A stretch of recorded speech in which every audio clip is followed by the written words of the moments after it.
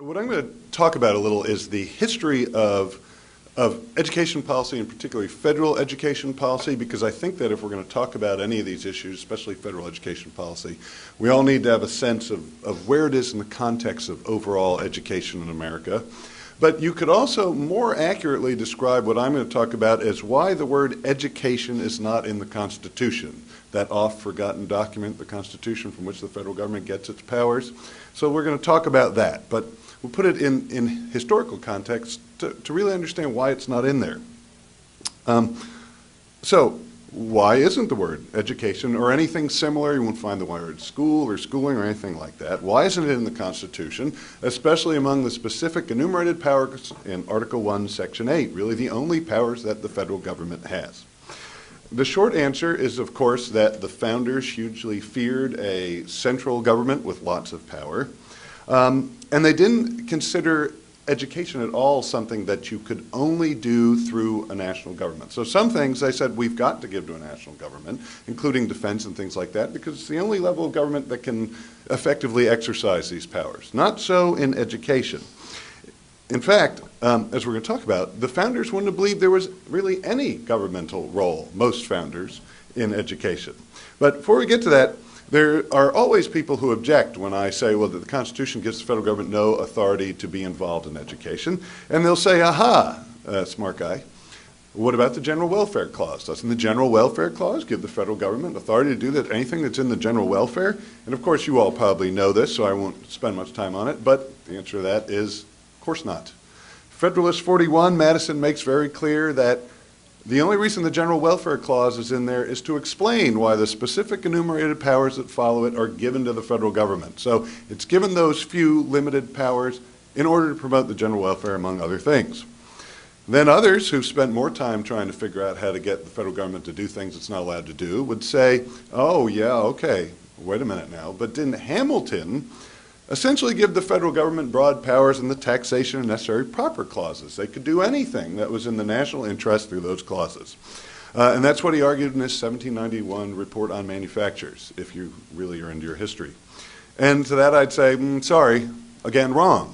He did say those things in his report on manufactures, but in Federalist number 33 rather, he was very clear in saying, no, that's not the case. Of course, Federalists were written to get people in New York to support the Constitution. So this is essentially how they sold the Constitution. So we're hoping he's telling the truth in this, is what he really believes.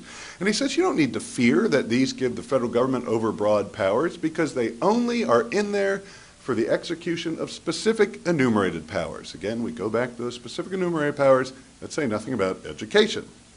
Finally, those people who are really hell-bent on saying that the federal government can be in education, and there's no question about that, will say, well, it's just kind of an oversight. Obviously, the founders wanted the federal government to have a role in education because we have the Northwest Ordinance of 1787, the Land Ordinance of 1785 that said, look, in territories controlled by the federal government required that a portion of each sale of land, the proceeds would go to supporting education. Clearly, they wanted a federal role. Now, of course, 1787, 1785, these things preceded the Constitution. So they really tell us nothing about what the Constitution says about education. It's not in the specific enumerated powers. But the Constitution does give the federal government authority over territories. Check out Article 4, Section 3. So the best you can say is, well, the constitutional part is, yes, the federal government had some authority over territories. So you might say that, okay, in that regard, it's okay for the federal government to be involved, but we're not talking about territories anymore. We're talking about states and school districts. So again, that simply does not hold. So I think we've pretty well established that there is no power given to the federal government to be involved in education. Almost no, and I'll get to the one exception, well, a couple of exceptions. The other one is the District of Columbia, like territories, the federal government has exclusive jurisdiction over that. So the irony, if you follow your school choice debates, is you got lots of complaints about local control when the federal government is trying to implement a voucher program in D.C. And that's kind of ironic because the one place that doesn't have local control is the District of Columbia. That the federal government can be involved in. So a little bit of our history, very brief. There'll be things I skip. We can talk about it afterward if you want to. Why is no education in the Constitution? Because most founders, like I said, would never have considered it a government responsibility, much less federal.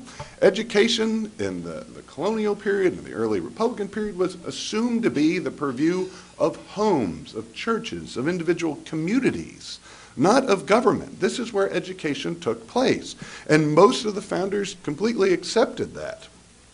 This didn't actually begin to change the understanding broadly in society of where education should come from until you really get to about the 1830s. Horace Mann, the Common Schools movement, really just starts in Massachusetts and a few other northern states.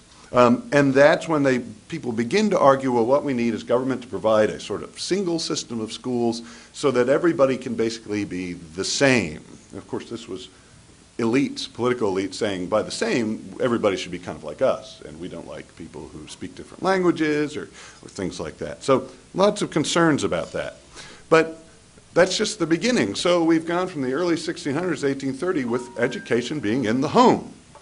You then get to the 1860s. In the 1860s, the federal government makes its first major education law, not really about K through 12 schooling. It was something called the Morrill Act. Land-grant colleges. It was mainly about agriculture, really, and some manufacturing. And what's notable about this happening in the 1860s, early 1860s, was that there was a big section of the country that was not represented in Congress, the South. Those states that had been most vociferous in saying there are limited federal powers. So this only happened when a big part of the country was no longer represented in Congress. Then the next big federal move in education was to say, after the Civil War, if a state wanted to be readmitted to the Union, it had to put provision of education in its Constitution. Again, this isn't that the whole of American society was changing. It's that part of the country had obviously left, and the other part said you want to return. These are the rules. And then, now, we're going to go to 1957. That's a big jump now. We're talking about 1600 to 1957, before the federal government really does much of anything else in education. There was a second Morrill Act, which basically did what the first Morrill Act, expanded it a little. But other than that, not much. And we didn't really even have much new state control. We did, though, have lots of centralization of districts, lots of control where progressives said, look, you can't let individual communities or people control education. We've got to have scientific control of it. So this is where you start to have school boards. You have standards and testing, which we'll talk about a lot. Tracking kids, saying most of you are going to go on to work in industry, like what Emmett was talking about, and a few of you will deem worthy of going to do something else. So you have lots of centralization at kind of the district level, but not much else. 1957, anybody know what big happened in 1957 that would have gotten people kind of scared? Oh, it's good. Yeah, Sputnik, right. So Sputnik goes up. People get scared. They think, uh-oh, we're about to lose the arms race to the Russians. In fact, Eisenhower knew that that wasn't the case, that we technologically were advanced of the Soviet Union, but people got scared. So for the first time, we have something, a major federal initiative in education, although still tied to national defense, which is a legitimate federal area of interest. And they said, look, this isn't mainly geared at K through 12, but the federal government is going to get more teaching of science and technology and engineering and produce more teachers with a focus on that, and more foreign languages. And what drove this was really politics, not policy, because, again, Eisenhower knew we weren't behind technologically, but this is what people were demanding because they were scared. But Sputnik falls. We go back to debates in Congress for a few years of, can the federal government even provide some aid to hire teachers or build new school buildings? Those are regularly defeated. But then you get to the mid-1960s and you have a different kind of war that's really not related to national defense, and it's the war on poverty and the Great Society. So now we've gone from the early 1600s to the 1960s before the federal government's really had much of any role in education. That is a huge period of time that we were managing to educate kids without any federal involvement. So this is when you get the Elementary and Secondary Education Act, which is really what No Child Left Behind is, and the Higher Education Act and some other stuff I won't go into. But then you got to go to 1979, and that is when we create the Department of Education. And the Department of Education, again, was driven by politics, not policy. What you've got to know is that in the 1970s, early 1970s, the National Education Association went from being an actual professional organization to a full-fledged teachers union. And for the first time before the 1976 election, they said, we will be endorsing a candidate for president. And oh, by the way, that means we will be supplying lots of foot soldiers for your campaign who tend to have extra time during the summer to do a whole lot of campaigning because that's summer vacation. Jimmy Carter, running, said, look, I want to get that support. I will promise to create a U.S. Department of Education, make it cabinet level. So you've got real connections in Washington, and the NEA endorses him. Now, what's interesting is even President Carter didn't really want to rush to have a U.S. Department of Education. His own secretary of the then Department of Health, Education, and Welfare said, you don't want this. You don't want to have this separate, basically, lobbying group for education. But Carter dragged his feet, and eventually the NEA said, if you want our support going forward, you've got to do this. So they basically twisted his arm. He twisted Congress's arm, and just barely the Department of Education was eventually created. And it went into operation in 1980. And that really now takes us to 2002. And in 2002, largely through Republicans, President George W. Bush, Republicans in Congress who wanted to support them, we get the No Child Left Behind Act. Until this time, basically what the federal government did was supply money to low-income districts to try and compensate for a lack of resources. Now, there was no evidence that money ever helped. In fact, there was lots of evidence it was squandered, not a good thing. But that's what they did. They didn't try and control education, but with No Child Left Behind, that changed. For the first time, the federal government dictated to every state the basic structure of their education system. They had to have state standards in math, science, reading. They had to have all kids to something called proficiency by 2014. They had to make yearly progress toward that goal, and this was the federal government dictating to every state and therefore every district and every school. So we've gone from the 1600s to now just 2002 before the federal government started to make dictates like this. And then you get to the really concerning, well, No Child Left Behind, extremely concerning, but we ramp it up starting in 2009, but officially in 2010 with the race to the top. $4.35 billion out of the so-called stimulus. And the Obama administration basically said, if you want to compete for this, you have to do what we tell you to do, what we, the Obama administration, tells you to do. And among those things was you have to adopt national standards, a national curriculum for all intents and purposes, and national tests, which the federal government is paying to develop. And so we now have the federal government, through Race to the Top, not just dictating the framework, but dictating the standards that all states would have to use. And so this was actually, and there's a great, could you hand me that since you guys are on here? There's a great report that just came out, The Road to National Curriculum. It came out yesterday. APP is one of the sponsors of it, and I meant to bring it up here. But it lays out, there are lots of statutes, go beyond the Constitution, which of course is all we should be worried about, but statutes that say the federal government can do nothing to coerce adoption of specific curricula, yet that's exactly what it did in Race to the Top. And just yesterday, we upped the ante even more, with the Obama administration saying, look, Congress has not moved as fast as I want it to rewrite the No Child Left Behind Act. So we're going to tell states, if you want to get out of this law, and it's a law that makes very little sense, but if you want to get out of it, you have to adopt reforms that we dictate to you, and then we will give you a waiver to get out of it. Again, among these is adopting national standards, national curriculum. And what's really concerning about this is we have now multiple violations of the Constitution. Not only is the federal government not allowed to be in education, but now the Obama administration said, to heck with separation of powers. I've deemed that Congress hasn't moved fast enough, and I will make you adopt the reforms that I want. And importantly, No Child Left Behind does say that the Secretary of Education can issue waivers.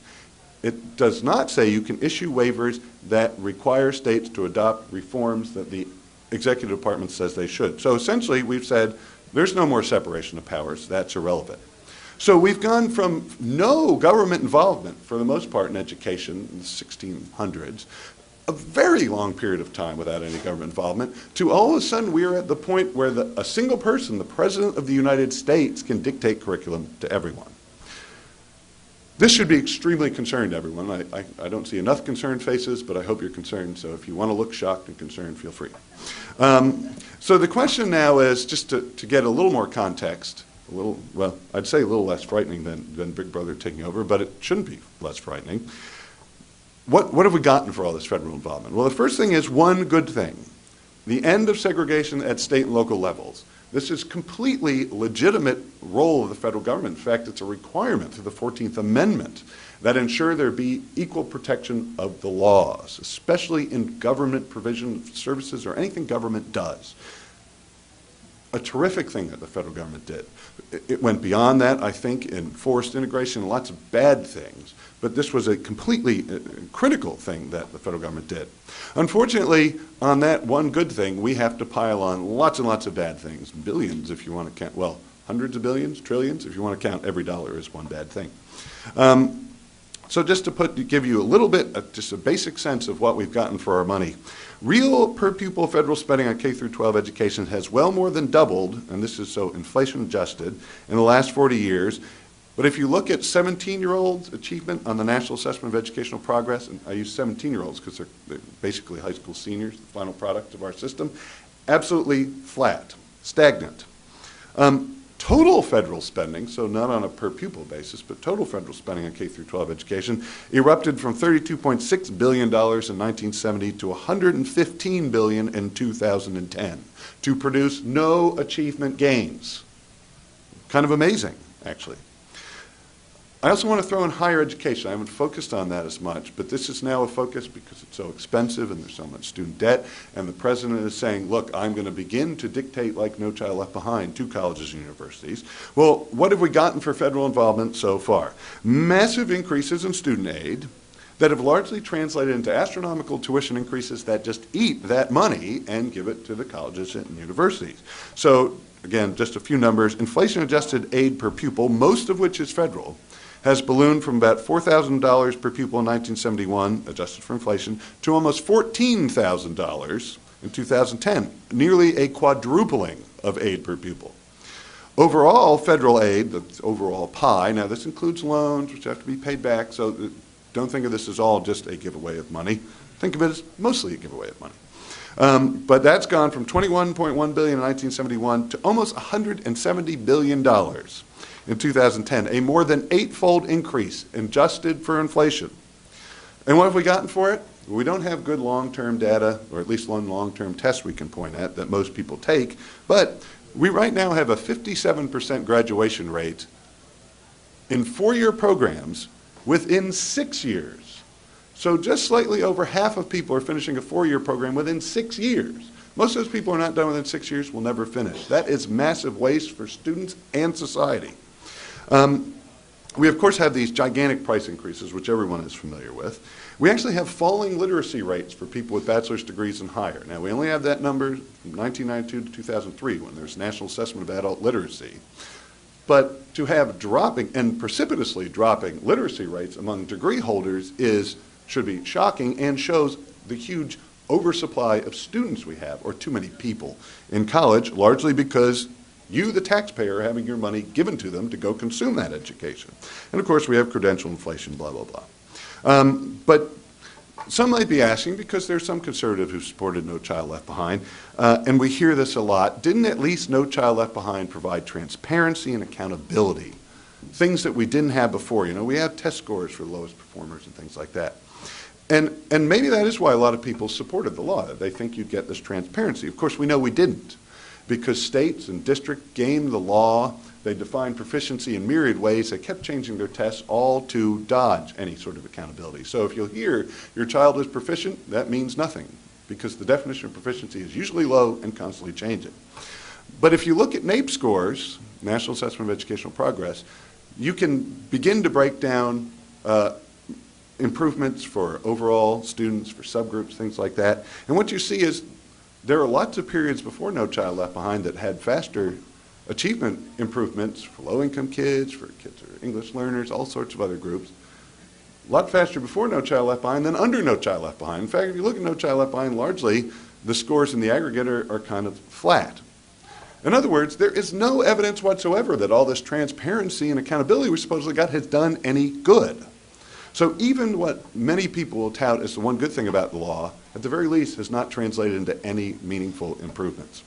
So Washington, I think it's fair to say, has failed in education, and the problem that we face is kind of government-wide, but every time it fails, and we have evidence it fails, we tend to give, federal government takes, but we also give it more unconstitutional power to try and fix the problems that it caused, or at least didn't fix before.